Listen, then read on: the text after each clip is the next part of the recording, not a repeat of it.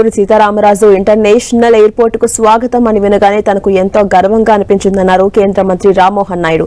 ఈ పదం వినడానికి ఎన్నో ఏళ్లు పట్టిందని తెలిపారు.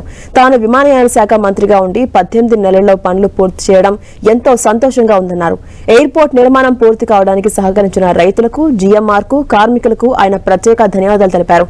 మొత్తానికి ఉత్తరాంధ్ర ప్రజల దశాబ్దాల నిరీక్షణ ఫలించింది. భోగాపురం ఎయిర్పోర్ట్ లో తొలి కమర్షియల్ ఫ్లైట్ వాలింది.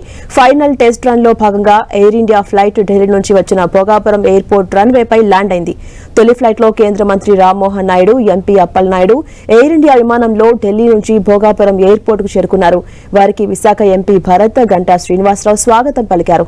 ఇక ఫైనల్ ట్రయల్ రన్ సక్సెస్ అవడంతో అధికారులు, జిల్లా ప్రజలు ఆనందం వ్యక్తం చేస్తున్నారు. ఈ దృశ్యం కోసం ఎన్నో ఏళ్ల నుంచి ఎదురు చూస్తున్నామని జిల్లా వాసులు సంబరపడుతున్నారు.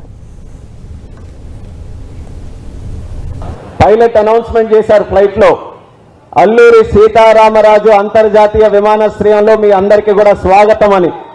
ఆ మాట వినడానికి ఎన్నో సంవత్సరాల నుంచి మనం ఎదురు చూస్తూ ఉన్నాం. వాస్తవానికి చెప్పుకోవాలనంటే ఈ యొక్క భోగాపురంలో ఎయిర్పోర్ట్ అన్నటువంటి బీజం వేసినటువంటిది మన విజనరీ లీడర్, మన ముఖ్యమంత్రి వర్యులు శ్రీ నారా చంద్రబాబు నాయుడు గారు. అనేక కారణాల వల్ల, అనేక ఇబ్బందులు రావడం వల్ల ఆలస్యమైనా మళ్ళీ ఆ భగవంతుడి అవకాశం నాకు కల్పించాడు. ఈ మూడోసారి ఈ యొక్క ప్రాంతం నుంచి పార్లమెంట్ సభ్యుడిగా గెలిచి మళ్ళీ కేంద్ర మంత్రిగా సివిల్ ఏవియేషన్ శాఖగా నాకు చేసిన తర్వాత ఇది దేవుడు నాకు ఇచ్చినటువంటి ఒక వరంగా భావించి 18 నెలల్లో ప్రతి ఒక్క నెల కూడా ఇక్కడ ప్రత్యేకంగా రివ్యూలు పెట్టుకొని చంద్రబాబు నాయుడు గారు మాకు ఒక ఛాలెంజ్ ఇచ్చారు.